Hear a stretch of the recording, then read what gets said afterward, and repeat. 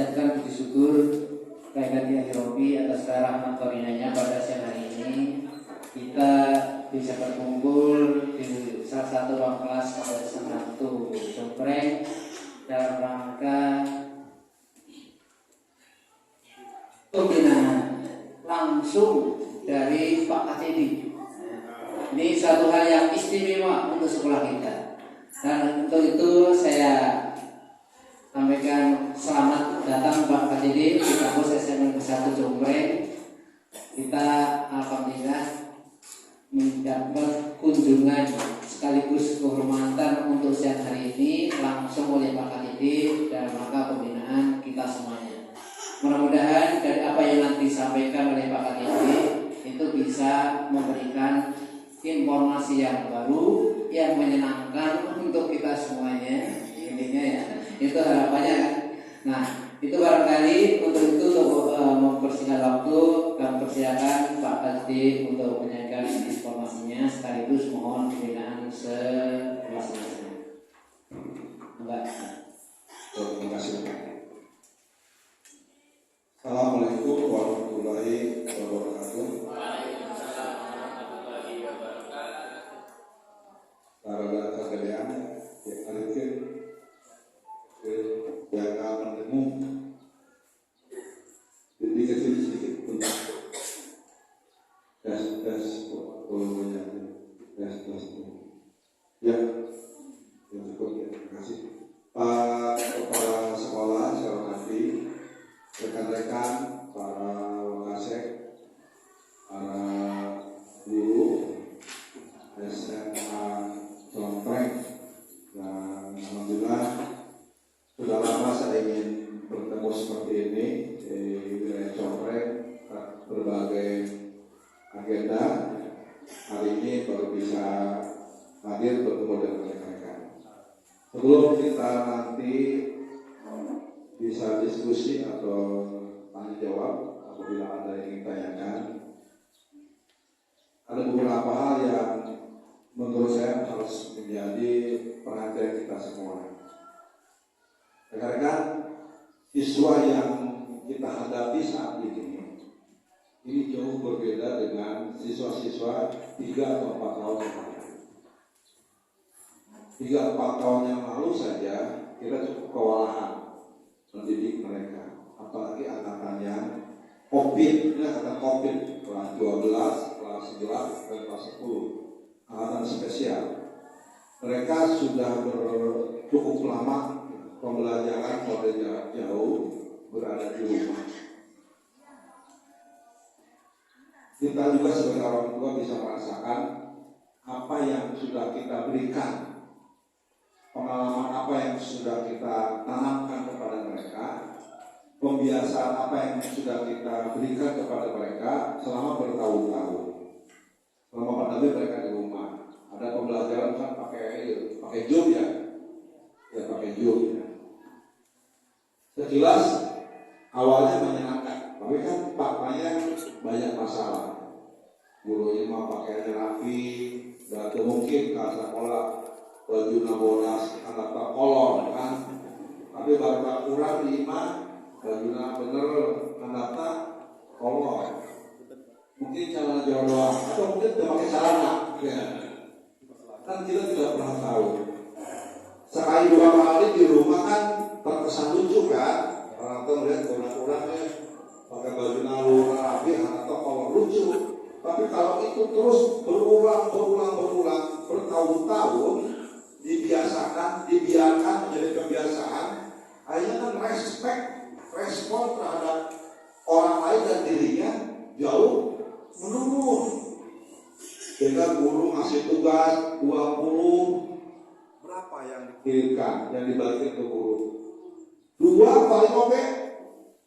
Terus apa yang kita lakukan? Hanya menyerah saja. Walaupun hanya ingin 2, mereka juga lulus saja kan. Karena situasi darurat. Sehingga respek mereka terhadap dunia luar selain dirinya ini jauh lebih merosot ketimbang angkatan-angkatan sebelumnya, bahkan angkatan kita waktu sekolah. Baru lama kan baru kakek kakolta sepada kalawan kaguru masih akhirnya mau kakol kalawan kaguru makanggur kan fakta ya. Mereka banyak di kamar dengan handphonenya. Ke rumah bapaknya handphone wae udah kan miluan handphone di kamar kuncian, ibunya masak, bapaknya beres-beres. Apakah anak-anak kita terlibat kehidupan di rumah? Enggak kan? Dan itu dibiarkan oleh si ibu. Itu kan ibu orang tua juga. Dibiarkan. Sehingga responnya, respeknya kan lemah. Padahal kita sama-sama tahu orang yang berhasil, orang yang sukses bukan yang pintar, tapi orang yang respect, yang respon terhadap lingkungan. Hari ini musim kemarau, jual es. Udah hari ini musim hujan, jual es batu. Itu contohnya kan. Itu saking respectnya dengan dunia luar. Sekarang musim digital, orang yang respect, respon, cepat tanggap, bikin aplikasi Gojek ya, bikin aplikasi Traveloka. Itu orang-orang yang spesial. Dia mampu membaca situasinya. Karena dia sudah dari awal dididik respect dengan kehidupan di luar sana. Sementara anak didik kita nggak diajarkan itu, baik oleh si kita di sekolah maupun oleh orang tua. Dan itu bertahun-tahun. Sehingga menjadi hal yang wajar kalau kita sekarang bertamu ke teman kita, ke saudara, kemudian kita bercengkrama dengan saudara kita, ya anak-anaknya kemana? Ke nongol aja. Kurang baheula kayak dulurnya berarti keluar kan, salaman, milu gitu ya. Nuker uli heula gitu. Ibu kita sedang masak juga dulu kita berhenti dulu main terus bantuin, bawa bantuin cuci piring, bantuin apa sih bisa. Sekarang enggak. Orang tuanya mau jungkir balik mau apa, anak kita tetap di kamar. Koloraan areka masjid, mengenal halaman aja enggak. Masih ke masjid, mau mungkin baju nggak gerendeng, kan itu fakta ya. Artinya objek pendidikan yang sekarang dihadapi oleh guru itu jauh lebih luar biasa ketimbang zaman-zaman dulu. Sehingga seharusnya pendekatan rekan-rekan terhadap anak didik kita juga harus berubah karena zaman sudah berbeda. Kalau dulu guru itu memang didukung dan ditiru, kudu diharap. Sekarang udah nggak bisa model seperti itu. Guru itu di belakang dengan program menjadi fasilitator, sehingga pemerintah memberikan program Merdeka Belajar. Itu sebagai satu solusi agar kita bisa melakukan percepatan perubahan karakter anak didik kita. Pengetahuan meningkat, keterampilan meningkat, karakter juga harus membaik. Guru berubah menjadi sebagai fasilitator. Mereka yang mengerjakan, bikin proyek, bikin proyek ke Sinama Jodoh, ada tahapannya. Upacara aja tiap Senin itu juga proyek.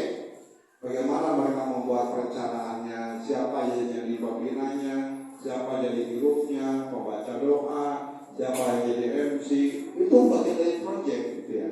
Termasuk kegiatan sehari-hari di sini, itu bagian dari proyek. Itu yang dimaksud dengan program Merdeka Belajar. Kita mendorong agar anak-anak didik kita bisa memanfaatkan tenggang waktu 3 tahun untuk meningkatkan kompetensinya, baik pengetahuan maupun perilakunya bisa membaik gitu ya. Lalu yang berikutnya, terima kasih kurikulum siapa? Ada nggak? Ya. Kalau rapor foto sudah dibedah belum? Ditinggal aja. Acaranya, kadang-kadang bakal dibuka sampai mau daluarsa dan mau ada AKM yang baru ya, sehingga akan keluar lagi rapor yang baru. Harapan itu dibaca, karena di sana banyak hal yang harus menjadi perhatian kita. Itu hasil pengukuran objektif ya. Daripada kita selama kan kurang, kira-kira itu pengukuran objektif. Apa yang terjadi di sekolah kita saat ini? Kalau saya lihat secara umum di Subang, rapor untuk pendidikan yang pertama adalah kemampuan literasi dan numerasi masih rendah. Banyak yang masih di level dasar. Apa itu level dasar? Kalau membaca mah baru bisa membaca. Ada bacaan buku baru bisa membaca. Dia akan ngerti apa yang dimaksud oleh bacaannya. Boro-boro bisa mengekspresikan ulang. Harusnya kan bisa membaca, paham isinya, dan mampu merefleksikan ulang. Itu level mahir. Ternyata tidak. Sebagian besar 40% rata-rata ya masih di level dasar. Konsekuensinya apa? Sangat panjang. Rekan-rekan yang sudah mendorong agar menggunakan pola-pola HOTS ya, baik itu pembelajarannya, soal-soal tes-tesnya pakai HOT, mau nyambung. Sementara HOT kan dituntut kemampuan analisis. Ini boro-boro nggak jawab, paham pertanyaan aja belum tentu. Makanya nanya ke mana, jawabannya kak lain arah. Anak-anak sekarang seperti itu, ya. Karena dari hasil pengukuran juga seperti itu. Kemampuan literasi mereka baru di level dasar. Kemudian juga dampak dasar, daya tahan membaca juga lemah. Kalau ada bacaan yang panjang mau dibaca, kayak pakai chatting, hanya beberapa baris. Itu fakta. Boro-boro budak, gurunya selalu anak gitu ya. Sok aku makasih dikirim ya, tentang model pembelajaran panjang tuh. Dibaca mau untung dihapus oleh guru ya. Lalu emang karena paketnya tentang kita di Indonesia, kemampuan membaca kita lemah, daya tahan membaca kita kurang. Kalau membaca buku boro-boro melepas kenalan baru syukur katanya bisa. Bahkan mah judulnya doang, judulnya dibaca, judul jadi pertanyaan, judul jadi resume. Kan itu yang terjadi. Makanya mau tenaga normal itu bisa masuk ke CPNS gitu, nggak pernah diajar. Kan itu penyebab salah satu ya, kenapa tenaga honor jarang lolos ke CPNS, karena literasi jeblok. Ayah honor ada berapa di sini? P3K ada berapa? Nah ya. Dulu ya kita pada saat sebelum ada program P3K kita dorong kita semua bisa masuk ke CPNS. Tapi sangat jarang tenaga honor lolos ke CPNS. Biasanya yang lolos siapa? Yang baru lulus kuliah. Ari honor pernah kuliah? Bawa malah aja udah tahun kuliah oke itu hampir di DO gitu. Tapi bakalan kan lolos kan baru lulus kuliah. Karena apa? Mereka juga sama kayak kita, kemampuan membacanya rendah. Tapi kalau yang kuliahan mahasiswa ada pemaksa kayak dosen, sehingga tiap hari ilmunya terus diupdate. Karena ada ujian ku dosen. Ayo honor yang ujian tuh. Kemudian ilmu yang kita dapatkan hari ini masih tentang 20 tahun yang lalu. Jadi nggak pernah diupdate. Karena tadi buka pasangan dicari aturan pendidikan dan dibaca. Dicari masalah manajemen pembelajaran dan dibaca. Dicari tentang kurikulum dan dibaca. Hari ilmu yang update, yang lulus CPNS memang bisa, gitu ya. Itu fakta ya. Sehingga keluarlah model P3K dengan apa? Yang tenaga non PNS bisa diutamakan ya. Itu solusi ya kita yang pemerintah sajikan agar kesejahteraan guru bisa meningkat. Kembali ke pertama itu ya. Ternyata hasil pemetaan mutu sekolah, mutu pendidikan, pertama kemampuan literasi kita itu rendah. Kemudian belum juga numerasi. Yang berikutnya adalah karakter. Dampak dari pandemi ternyata secara umum karakter anak didik kita menurun. Penyebabnya banyak ya. Pertama kali pandemi, pembelajaran jarak jauh tidak efektif, dukungan seluruh stakeholder tidak optimal. Pada saat pembelajaran di rumah, anak-anak kan cuci muka gitu ya, itu ayah kenek diuk gitu. Mandi, cadar, orang tua kan dapat ya. Padahal waktu itu saya udah mau minta ke sekolah-sekolah bikin panduan untuk orang tua. Bagaimana pembelajaran di rumah. Pastikan mereka sudah mandi, sudah makan, berpakaian rapi. Jangan biarkan berpakaian atasnya rapi, bawahnya kejelas gitu ya. Disuruh, tapi ternyata bisa bawa horeang gitu. Dan seribu sayangnya. Itu bertahun-tahun seperti itu. Kemudian yang berikutnya kalau dilihat rapat mutu, ternyata penggunaan sarana sekolah untuk peningkatan mutu dan kompetensi kepribadian siswa itu masih kurang. Misalkan masjid. Selama ini masjid digunakan untuk apa? Masjid dan musola. Sholat. Kalau sholat dipakai apa? Padahal di masjid butuh uang cukup besar, ratusan juta, bahkan ada miliaran. Tapi hanya untuk sholat. Kalau buat sholat doang hanya jam-jam tertentu, nggak usah pakai masjid. Cukup pasang tenda, pasang jendela, selesai. Jadi pakai bongkar lagi, gitu ya. Padahal masjid itu sarana efektif dalam rangka menumbuhkan pendidikan karakter. Ini makan masuk ke masjid, itu nonton, ibadah tempat yang paling terhormat, pakaian tempat paling terkotor di masjid. Kan itu yang terjadi. Dan mereka menyaksikan setiap hari. Masuk ke ruang kelas. Ruang kelas pakaiannya hanya digunakan seperti ini. Bertemunya guru dengan siswa. Selebihnya nggak ada. Kalau hanya bertemu seperti ini, kayak lagi cukup dengan tenda lebih murah. Nggak usah lagi yang perawatan. Tetapi harus ada ruang kelas. Karena apa? Banyak hal yang bisa kita ajarkan kepada mereka. Anak didik kita masuk ke sekolah bukan tentang pengetahuan, tentang buku-buku itu. Karena itu ada waktunya daluarsa. Ilmu itu ada masanya. Ilmu itu terus berkembang dan berubah. Apa yang kita dapatkan di SMA masih ada nggak yang sekarang masih di bawah? Nggak banyak.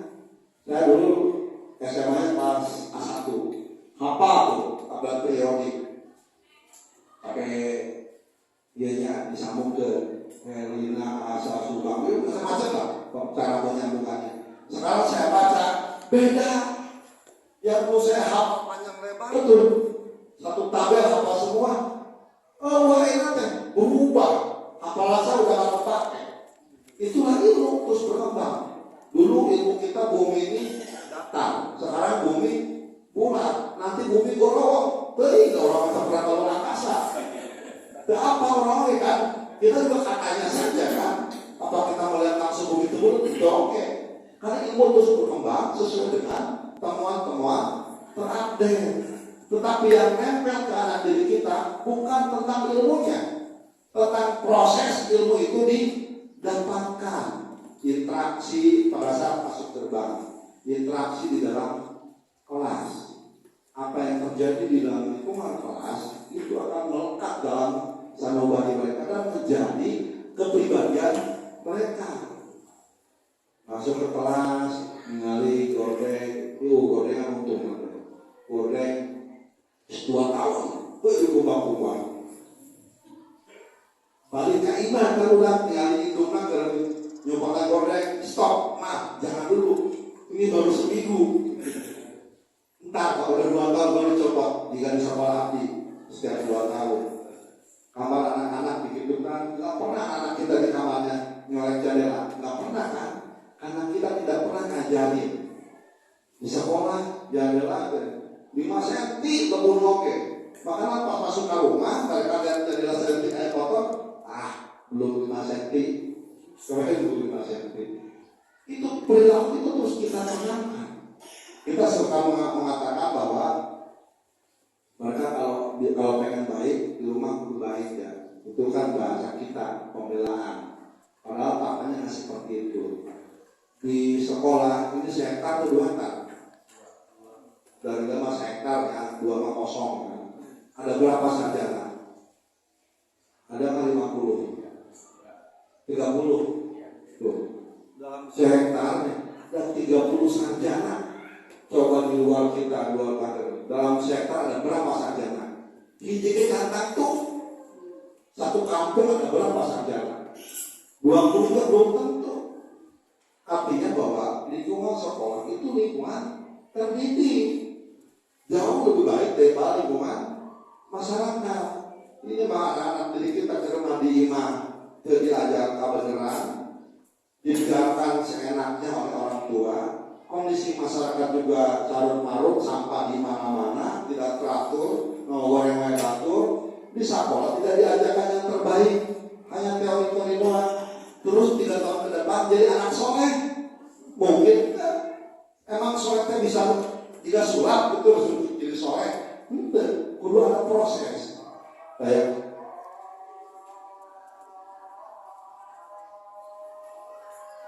alhamdulillah terusnya.